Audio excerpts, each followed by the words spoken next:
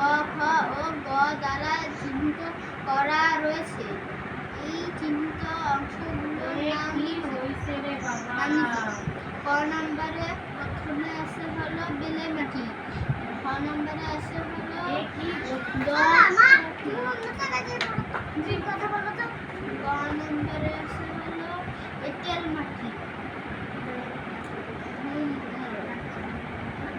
হালকা ধূসর থেকে হালকা বাদামি বর্ণের দানাদার প্রাকৃতিক বড় আকারের কণা বেলে মাটি।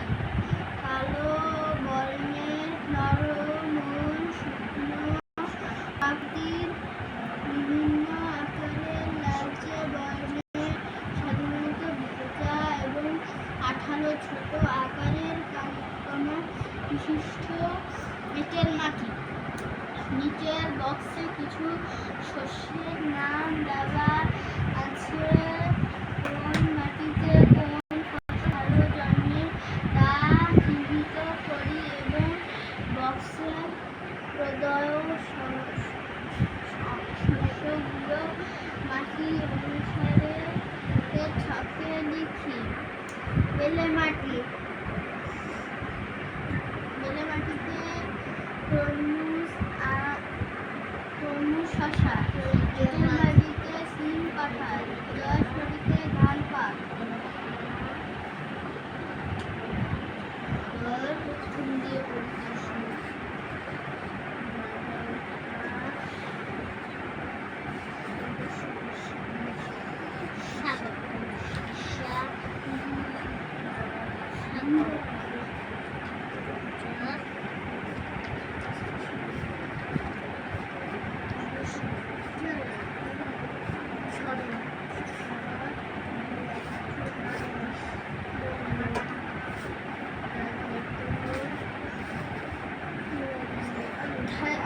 মাটি, মাটি হলো পৃথিবীর উপরিভাগের নরম আবরণ। মাটিতে বিভিন্ন উদ্ভিদ জন্মায়। মাটির উপর মানুষ ঘর তৈরি করে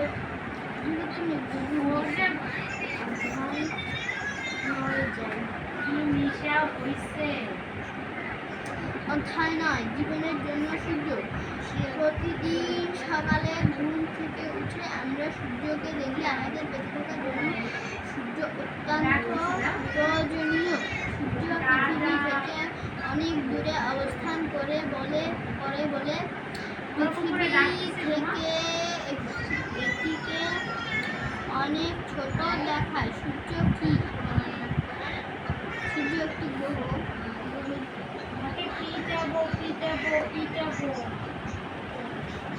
সূর্য কি করতে পারে? 1, 2 সূর্যের আলো, উজ্জ্বলতা এবং তাপ পর্যবেক্ষণ, যা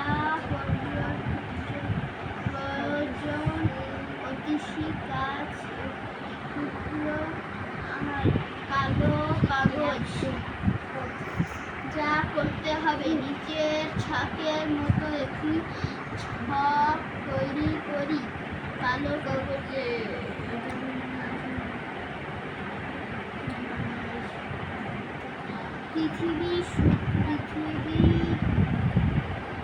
পৃথিবীতে সূর্যই হলো আলোর প্রধান উৎস। সূর্যের আলোর কারণেই আমরা দিনের বেলায় দেখতে পাই। সূর্য না